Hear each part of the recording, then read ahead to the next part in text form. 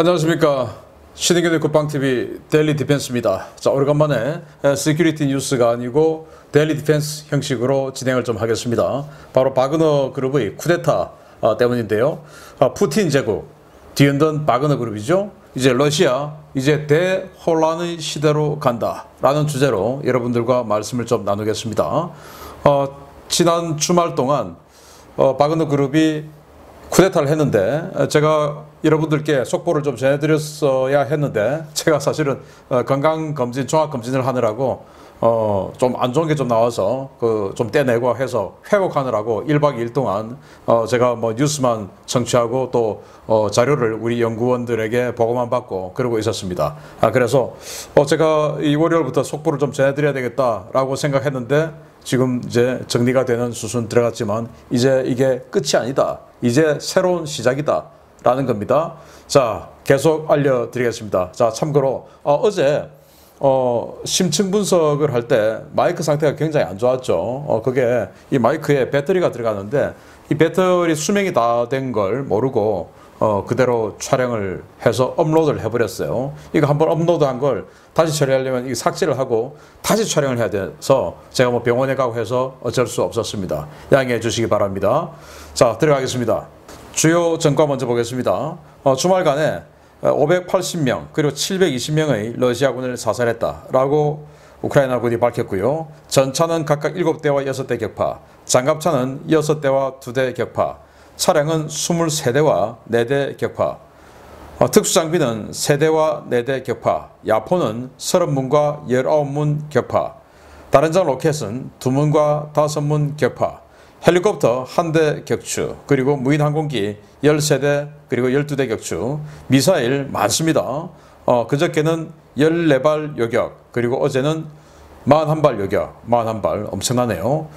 이 쿠데타 상황에서도 아마도 러시아군이 전방에서 싸우고 있던 공수군을 빼내는 과정에서 이걸 지금 빼내면 굉장히 전선이 무너져서 힘들게 될 것 같으니까 미사일로 이 키우 같은 이런 핵심 지역을 때리고 그러면서 공수군을 뒤로 빼내서 모스크바로 보내는 시도를 한 것 같습니다. 그러지 않으면 갑자기 이렇게 미사일이 많이 늘어날 수가 없죠.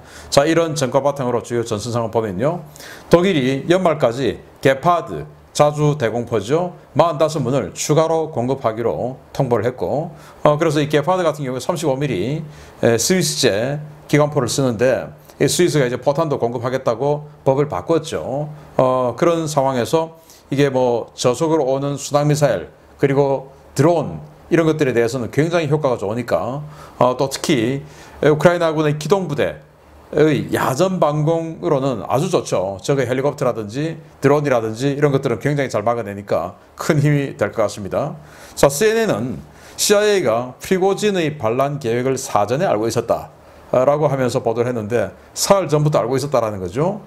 그러면서 이 러시아 측 오신트들은 이거 CIA가 사주를 해서 프리고진이 반란을 하게 된 거다라고 또 미국 책임으로 몰아가고 있는데 뭐 그거는 우리가 알 길이 없죠. 월스트리트 저널은 미국이 바그너 그룹에 대한 추가 제재를 연기했다. 그러니까 프리고진을 비롯해서 바그너 그룹의 수뇌부 그리고 바그너 그룹에 대한 개인 제재가 있죠. 그런데 미국 입장에서는 바그너가 좀 더 오랫동안 선전해주면 러시아가 좀 더 많이 흔들릴 테니까 제재를 연기했다라고 하는 겁니다. 자, 러시아는 반란 종료 이후에도 모스크바에 보안 조치를 유지한다. 왜냐? 프리고진이 벨라루스로 갔다고 해서 이게 뭐 바그너 그룹이 하루아침에 다 그냥 스톱되는 건 아니기 때문에 그래도 모스크바에 대한 보안 조치는 유지한다라는 건데 뭐 당연한 거죠. 러시아는 전선에 배치한 공수군을 모스크바 인근에 이동 배치했습니다. 왜냐?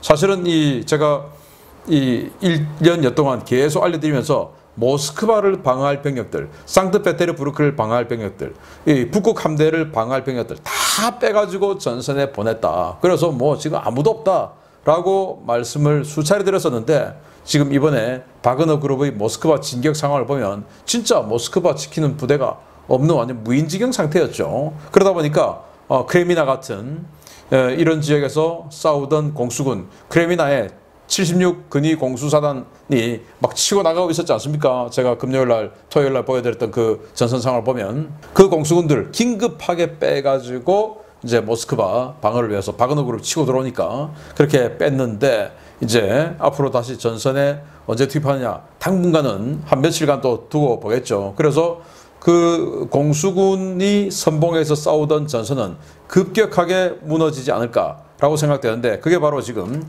이 우크라이나군이 지금 다시 공격을 하고 나가는 그런 상황이에요. 자, 우크라이나 총참모부는 헤르손 지역의 러시아군이 크림반도로 철수를 확대하고 있다라고 밝혔고요. 헤르손 지역에 지금 이 방어선이 없는 상태죠. 왜냐? 드네프르 강을 천연 방어선으로 하고 강을 못 건너게 하는 쪽으로 방어 계획을 세웠는데 러시아군 대대장의 오판으로 완전히 그냥 그 강물은 없어져 버리고 도보로 건너올 수 있는 상황이 되니까 이 헤르손 남쪽 지역이 위험해지죠. 그러니까 철수하고 크림반도로 지금 굉장히 많이 가고 그게 점점 확대되고 있다라는 거니까 결국 헤르손 남부 지역은 거의 무혈 입성하게 될 것 같습니다. 자, 시리스키 상장, 지상군 사령관이죠. 우크라이나의 주력 부대는 아직 반격 작전에 투입 안 했다. 그래서 지금까지 1차 그러니까 16일간의 공격을 가지고 반격 작전의 성패 여부를 평가하지 마라. 우리는 아직 주력은 투입 안 했고 새로 창설한 이 부대들 중에서 단 3개의 여단만 투입했다. 그런데 새로 창설한 부대는 3개 군단이 있다 이거 아닙니까? 그러니까 이 한 개 군단에 한 10개 정도 여단이 있으니까 이거 뭐 아주 빙산의 일각만 투입한 거다. 그러니까 걱정하지 마라 라고 이야기를 했고요. 자, 우크라이나 국방차관은 동부전선에서 공세를 재개했다. 여태까지는 남부전선 자포리자 지역에서 탐색전 공세를 했었죠. 그런데 동부전선에서 공세를 재개했다. 크레미나 북쪽에 확 밀렸지 않습니까? 그 밀었던 부대가 76 근위 공수사단인데 이번에 바그너 그룹의 이 쿠데타로 확 빠져나가 버렸죠. 그걸 이제 치고 들어가는 것 같습니다. 영국 국방부는 우크라이나가 초기 공세의 그 교훈을 반영해서 다시 공세를 재개한다.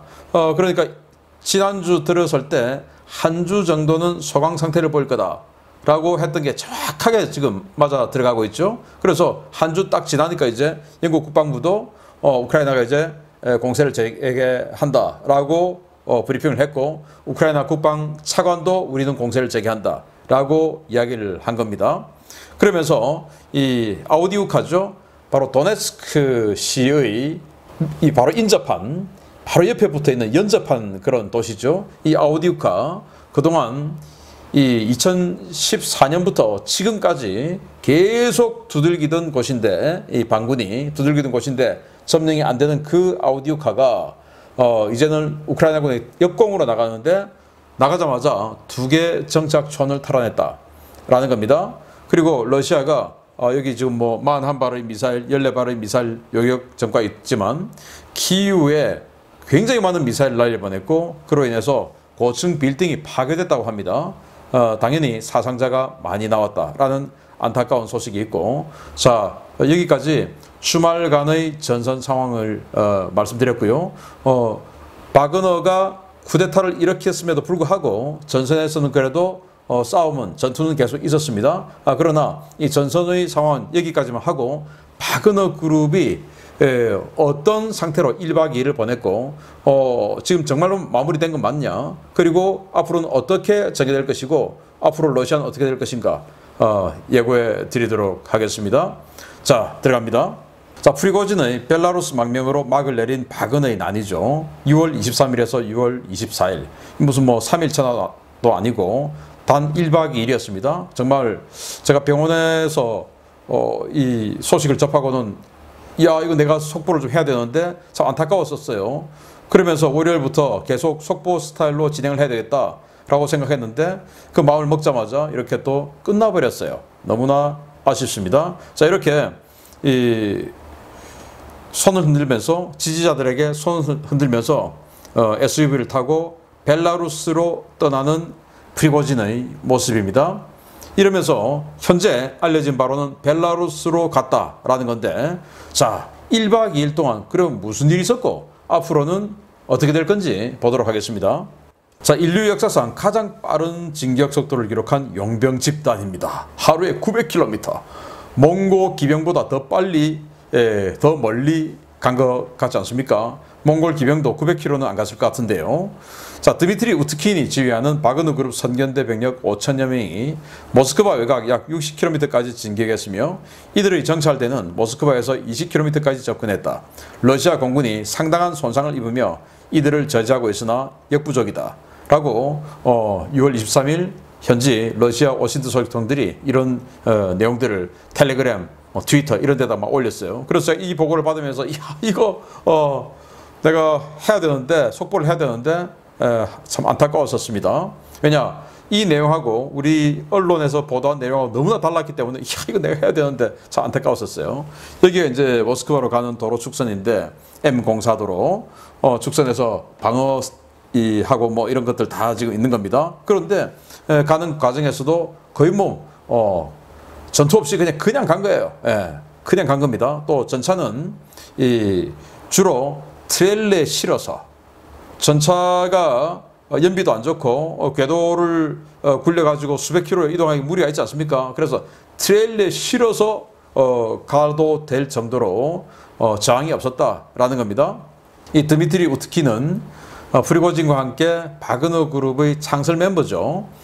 스페츠나스 중령 출신인데 이 사람이 지휘하는 선교대 병력 5,000명이 치고 들어가는데 아무도 저항하지 않았고 가운데 검문소 같은 거 경비대 다 있음에도 불구하고 오히려 이 바그너 쪽으로 합류하는 이런 상태가 되면서 너무나 계속 진격, 그리고 그 중에서 정찰대는 모스크바 20km까지 진격했으니까 이게 어떤 상황이 됐겠습니까? 그래서 지상군에서는 전혀 막을 수 있는 방안 없었고, 왜냐, 모스크바를 방어하던 병력들 전부 우크라이나에 가 있고, 또 이런 상황이 생길 때 신속하게 들어와서 진압해야 할 공수부대들, 우리 한국으로 치면 공수부대들이죠. 공수부대가 왜 서울 근교에 다 있겠습니까?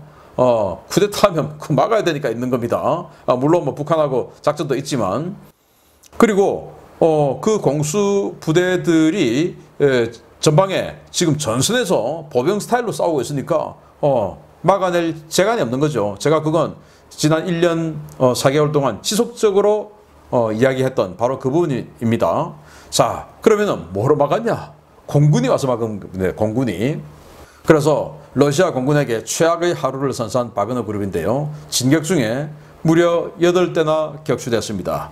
여기 있는 건 카모프 52 공격 헬기가 격추된 모습이고요. 이건 일류신 18 수송기가 지대공 미사일, 휴대용 지대공 미사일 맞아서 격추되고 있는 모습이고, 자, 이건 기종을 알 수 없는 전투기가 이 지대공 미사일 날아가는 것을 피하기 위해서 플레이를 막 터뜨리면서 지금 회피하고 있는 모습이에요. 이런 식으로 정말 엄청나게 많은 희생을 했는데, 공격 헬기들 이런 것들만 와서 바그너의 진격을 저지할 수밖에 없었을 정도로 러시아 지상군은 완전히 무인지경이었다라는 겁니다.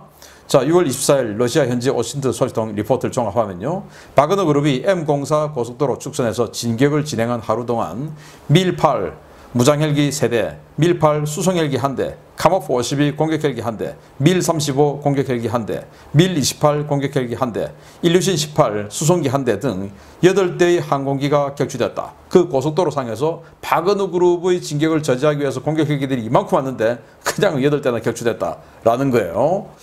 참네.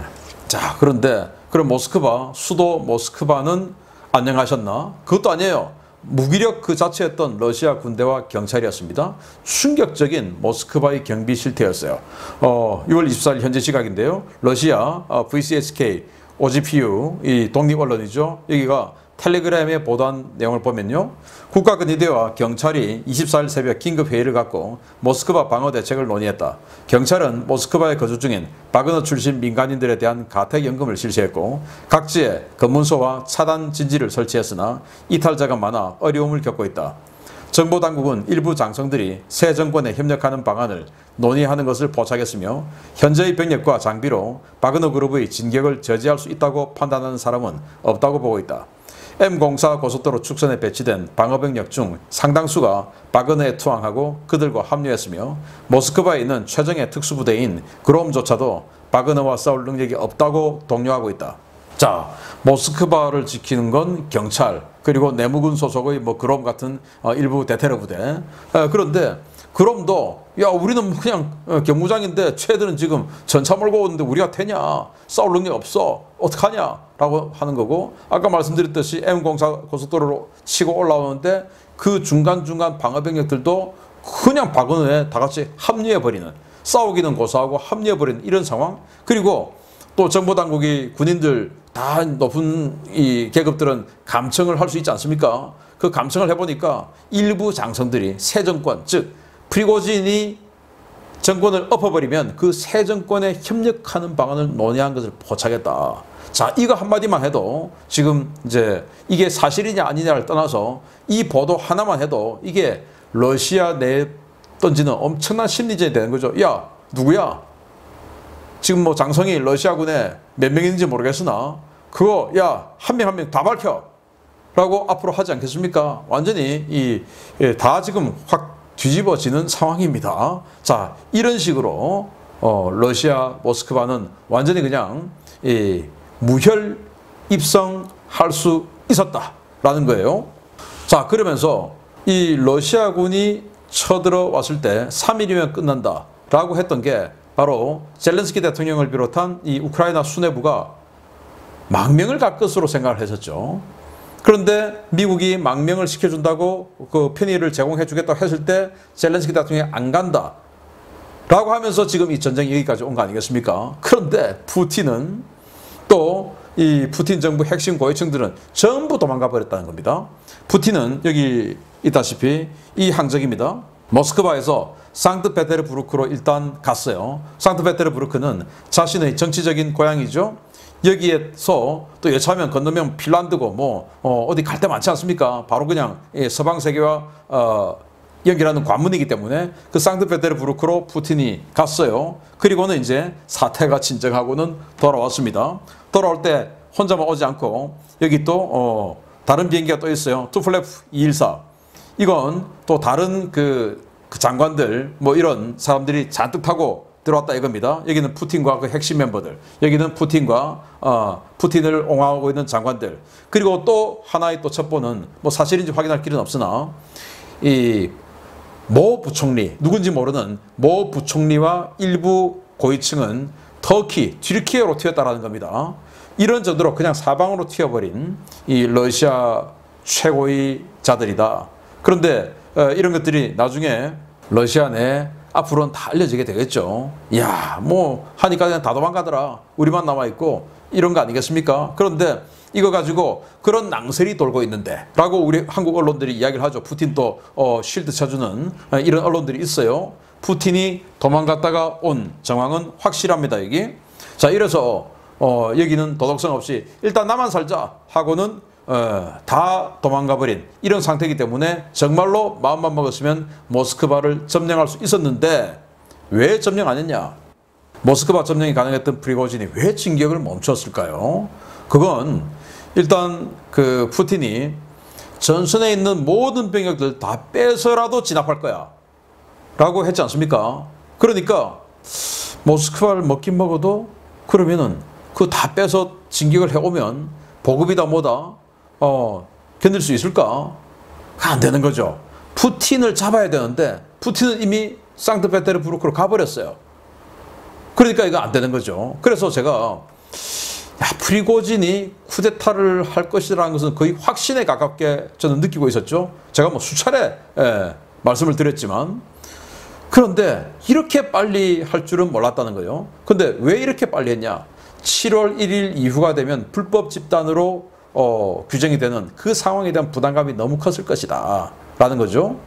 현재까지는 그래도 불법 집단이 아니죠. 국방부와 계약을 하지 않아도 7월 1일이 국방부와 계약하는 마지막 제한이니까, 그러면은 지금까지는 합법 집단으로서 뭔가 행위를 할 수 있는데 7월 1일이 지나면 불법 집단이 되니까 그에 대한 부담감이 컸을 것이다. 그러나 이게 좀 전쟁이 좀 끝나고, 물론 러시아의 패전으로 좀 끝나고 그 이후에 국내에서 책임 공방이 벌어질 때 그때 좀 거사를 했으면 어땠을까 하는 아쉬움이 진하게 남는데 너무 일찍 그 7월 1일이라는 그 불법 집단이 될 것이라는 그게 너무 매몰돼서 그냥 너무 빠른 이런 거사를 하지 않았나라고 생각이 되고 그래서 모스크바를 점령하더라도 푸틴은 이미 산트페테르부르크로 튀어버렸고 그리고 모든 병력은 다시 부를 거라고 하고 쇼이구와 게라시모프는 아직도 건재하고 또 군부 내에서 쇼이구와 게라시모프를 따르는 그 지휘관들 아직도 많고 그랬을 때 모스크바에서 버틸 수가 없다라는 판단을 해서 이 루카센코가 중재가 들어왔을 때 그 중재를 받아버린 게 아닌가라는 생각이 들죠. 그래서 괴뢰 수괴 정도였던 루카센코가 대활약을 했습니다. 바로 벨라루스 대통령이죠. 그가 중재한 협상 내용은 뭐냐? 1. 바그너 그룹은 적대 행위를 종료하고 본래의 주둔지로 복귀한다. 2. 프리고진은 벨라루스로 망명하며 러시아는 프리고진의 신변 안전을 보장한다. 3. 러시아는 프리고진과 바그너 그룹에 대한 모든 형사 소출을 철회한다. 4. 바그너 그룹 직원 중 반란에 가담하지 않은 자는 러시아군과 정식 계약하며 반란에 가담한 자는 처벌하지 않되 향후 거취는 스스로 정하도록 한다. 5. 사태의 원인을 제공한 세르게이 쇼이구 국방장관과 발레리 게라시모프 총참모장을 해임한다. 자, 어떻게 보면 상당히 바그너 그룹을 편의를 좀 봐준 것 같아요. 본래 주둔지로 복귀하면 처벌 안 한다 이거죠. 프리고진은 벨라루스 망명하면은 처벌 안 한다. 암살하지도 않겠다. 그리고 바그너와 프리고진에 대한 모든 어떤 형사소출을 처리하니까 앞으로 뭐 처벌 안 하겠다. 그리고 바그너 그룹 중에 남은 사람은 희망하면 러시아군하고 정식 계약하고 반란에 혹시 가담한 자도 그래도 처벌 안 한다. 그리고 향후 거치는 스스로 정해라. 지금 전선에 가서 싸우든지 아니면은 스스로 정하도록 한다. 그리고 쇼이구와 게라시모프 총참모장은 해임한다. 그래서 쇼이구와 게라시모프 참모장을 국방장관과 참모장을 해임하고 프리고진은 러시아를 떠나고 푸틴 옆에서 무력을 제공하던 3인방이 각각 지금 싸웠지만 그 3인방이 전부 푸틴을 떠나는 것으로 정리한다. 이거 아니겠습니까? 근데 이게 지켜지겠냐라는 거죠. 예를 들어서 쇼이구 국방장관과 게라시모프 총참모장 해임하려고 할 때 이들이 또 가만히 있을 것이냐. 프리고진은 과연 벨라루스에서 안전할 것이냐. 이런 여러 가지가 지금 남아있는 문제가 되겠죠. 자, 주인이 잃은 괴물 바그너 그룹은 이제 어떻게 되나. 여기 지금 중앙아프리카 공화국에 순찰 돌고 있는 바그너 그룹 장갑차들이죠. 아프리카의 많은 나라들, 말리, 수단, 중앙아프리카 공화국 등 많은 나라에 진출해서 석유, 다이아몬드, 금광 이런 이권을 갖다가 그 해당 지역의 정부와 부족장들하고 갈라먹고 있어요. 그리고 시리아 등 중동 지역, 그리고 베네수엘라 같은 이런 지역 가서도 이렇게 다 나눠 먹고 있어요. 이런 이 바그너 그룹이 이제 어떻게 되냐? 이것도 뭐냐? 이다 돈박스들이에요. 돈박스, 현금 박스들. 연방보안국은 산트페테르부르크의 프리고진 개인 사무실에서 40억 루블의 현금을 압수했다. 프리고진은 해당 자금이 특수군사 작전을 위해 마련한 자금이라고 밝히며 자신의 통제하에 있던 돈이라는 사실을 인정했다. 라고 6월 24일 러시아 현지 오신트 소식통이 이렇게 올렸어요. 사진까지. 40억 루블, 우리 돈으로 620억 원. 사무실 하나를 뒤졌는데 거기서 현금이 620억 원이 나왔다. 그럼 사무실이 하나만 있겠습니까? 얼마나 돈이 많냐는 거죠. 자, 이런 자금들, 은닉된 자금들, 그리고 이런 세력들, 이거 어떻게 되냐? 첫째, 각 지역에 진출해 있는 그런 그 세력들이 독립해서 지사 형식으로 독립된 어떤 그 분사를 한다라는 거. 둘째, 본사를 아예 벨라루스로 옮겨서 그 벨라루스에서 이 행위를 계속해서 무력을 유지한다. 라는 건데 벨라루스가 그런 서비스를 제공할 수 있는 능력이 될지 일단 의심스럽긴 합니다. 자, 바그너 난 이후 갑자기 강화된 루카센코 벨라루스 대통령의 위상과 입지죠. 자, 일단 이 시기가 언제냐? 러시아가 벨라루스에 핵무기를 갖다 준 직후에 일어나 버렸어요. 벨라루스는 갑자기 핵 보유국이 된 겁니다. 물론 자기네들 게 아니고 러시아 거 지금 갖다 놓은 거지만 어쨌든 자기네들 영토 있어요. 그래서 야, 보내준 핵무기 알아서 잘 쓸 테니까 너 이제 신경 끄셔. 야, 서부군 광고 그거 별거 아니더라. 그냥 확 우리 20만이야 20만. 이제 이렇게 되는 거죠. 예전에 20만 하면 아무것도 아니었는데 지금은 20만 하니까 모스크바 갈 수 있는 거잖아. 이제 이렇게 되는 거죠. 야, 프리고진하고 바그너 냅둬 내가 알아서 할 테니까 국가통합 이 푸틴이 야 국가 통합하자라고 계속 압박을 해서 지금 국가 통합 국민 투표한다는 거 아니겠습니까? 그래서 국가 통합 뭐 이런 거 더 하지 말고 만약에 국가 통합 할 거면 자리 내놔. 당신 지금 뭐 치매 뭐 이런 여러 가지 있으니까 그만두면 내가 다음 타자가 되든지 뭐 이런 정도로 물론 거기까지는 안 가겠지만 그런 정도로 갑자기 정치적 위상이 확 커져서 이제 푸틴이 뭔가 루카셴코에게 불과 며칠 전까지만 하더라도 굉장히 그냥 수화 다루듯이 다루는데 이제 그러기 조금 살짝 힘든 이런 갑자기 거물이 되어버렸다라는 거예요. 그러면서 이 벨라루스로 망명한 프리고진 그가 뿌린 엄청난 혼란의 씨앗은 뭐냐. 이제 뒷정리를 해야 되는데 야 이번에 프리고진의 거사 불과 1박 2일 동안 지금 전선에서 싸우던 남부군강구 그러니까 자포리자와 도네츠크 일부에서 싸우던 그 남부군강구가 프리고진에게 항복해버렸죠. 그러니까 그 남부군강구의 사령관과 그 지휘부를 처벌할 것이냐 말 것이냐. 처벌했을 때 이 자포리자를 비롯한 이 남부전선 어떻게 될 것이냐. 이제 고민되는 거죠. 또 놔뒀을 때 이 리더십은 또 어떻게 될 것이냐. 고민되는 거죠. 그리고 M04 고속도로를 통해서 치고 올라올 때 그때 합류했던 러시아군 정규군들 이건 또 어떻게 할 거냐. 그리고 또 치고 올라오는데 각지에서 나도 합류할게 했던 또 러시아군 지휘관들이 또 있어요. 그들은 또 어떻게 할 것이냐. 숙청해야 되죠. 그 숙청하는 상황에서 엄청난 혼란이 발생하겠죠. 제일 중요한 건 벨라루스의 루카셴코의 중재안처럼 이 쇼이구 국방장관과 게라시모프 총참모장 지금 제일 앞에 앉아있죠. 이 두 사람을 숙청해야 되는데 아직도 군에는 엄청나게 많은 이들의 추종자들이 있는데 그거 어떻게 할 거냐. 그리고 또 이 자리에 앉아있는 이 아주 최고 수뇌부들 중에서 프리고진에게 합류하겠다고 선언한 사람 혹시 없나. 또 그걸 또 밝혀내야 되겠죠. 이런 엄청난 혼란의 씨앗. 거기다가 푸틴이 영원하게 철권처럼 완전히 흔들리지 않는 아성이 아니구나. 그러면 훅 하니까 그냥 산트페테르부르크로 도망가 버리구나 하는 이런 굉장히 약한 모습을 보여줬기 때문에 이제 정말 종신토록 황제 짜르가 될 것 같았던 푸틴이 이제는 그게 아니다.